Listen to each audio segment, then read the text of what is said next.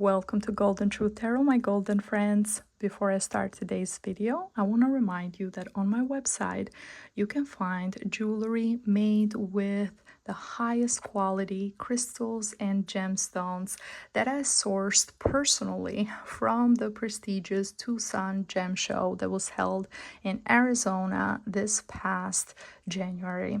If you're interested in anything, go on my website. I have different types of bracelets. Everything is handmade by me. You can also find different types of rings. You can find necklaces, earrings, anything you might like.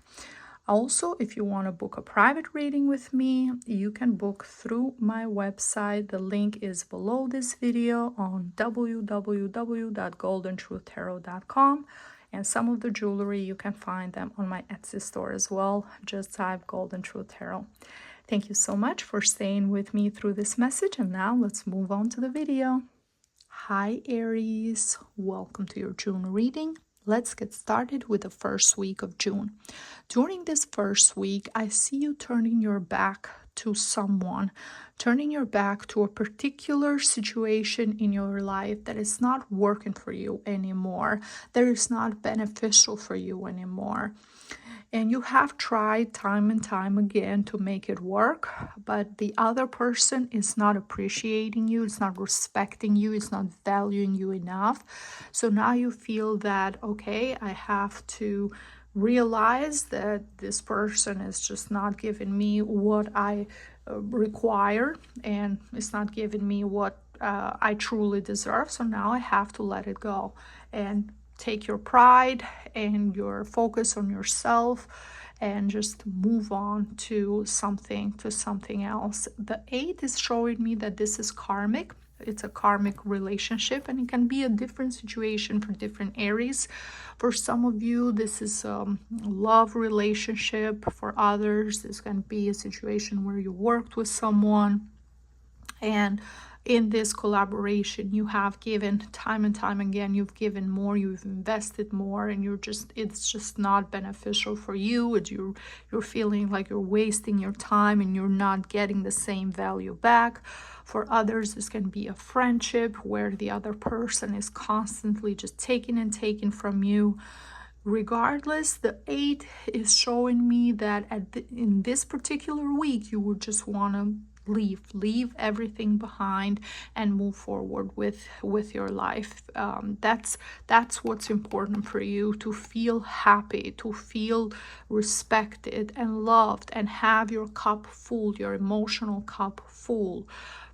It's karmic though, so this person was meant to be in your life. The 8 is showing me that it's still not in that point where everything is final. There might be a chance for things to work out between the two of you, because you're not on that stage where there's no going back quite yet, even though you're very emotionally charged. You're very emotional during this first week. You're just very tense, and you might even decide to make a decision in a moment of heat, in a moment of passion, in a moment of disappointment.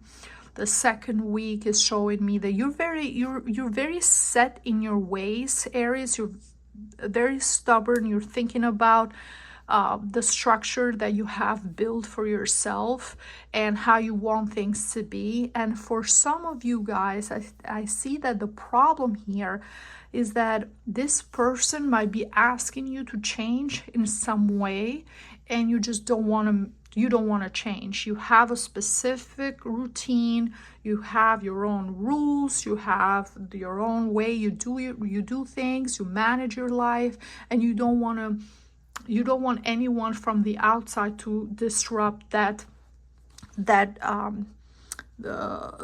kind of flow that you have. You just want things to stay the same. And in order, especially for the Aries that are in this relationship, in order for two people to stay together for a long time, there has to be a level of compromise from both parties. especially if you have been single for a while and you're fully independent and you have your own life and your own routine and your own friendships and your own hobbies and your own things that you like to do. Trying to fit this person into your life, and same applies to them. If there's no compromise from the two of you, it can be difficult for things to work out in the long run. And I see this energy of stubbornness for some Aries there. You're very, very stubborn. You want things this way. It's either my way or the highway, kind of that's the feeling that I'm getting in the second week. But you're going to miss this person a lot. You're going to miss them. It's one of those situations that you leave, you know that you're rushing into something, you kind of want them to come back to you, come back running. And once you don't have them in your life anymore, now you miss them. Now you want to be with them. Now you don't feel happy without them. Now you realize that even though you might have had problems with one another, you might have had different situations of you feeling disappointed or things not working out, there's still love there. It's not at that stage where things can be solved between the two of you. And the third week with the 9 of Cups, it's a great indication of being nostalgic, feeling like, okay, this person is important for me. Maybe you rushed, maybe you were overly emotional, maybe you just, and I see this sense of stubbornness where you want them to change, you want them to come to you. You don't want to be the one that pursues them, or you don't want to be the one that backs down from how you think. No, you want them to come after you. That's the energy that I'm getting from the cards. And last week, everything is just still pending. You just don't want to change. The other person doesn't want to change. And clearly there has to be a sacrifice. There has to be some sort of being vulnerable enough in order for you to build this relationship or really get to know each other. Okay, for those of you who have been friends with this person for a long time, I see that you also have to be mature enough, Aries, and strong enough mentally to look at yourself. Have you been the best friend possible? Have you done everything? What can maybe they're not coming, maybe they're not trying to get back this relationship with you because you have disappointed them as well. So you have to kind of put yourself in the other person's shoe and see how they feel, see what they have gone through. Maybe it was just a bad timing in their life where there was too much going on and they needed your support, and maybe they couldn't be there for you because their own problems or their own life. So trying to not be so self-centered and looking at the bigger picture and how both of you have evolved, and the lessons, the spiritual lessons in this whole thing, it's very, very important. Okay, so ask yourself, what I've learned from this experience, what I've learned from this relationship, why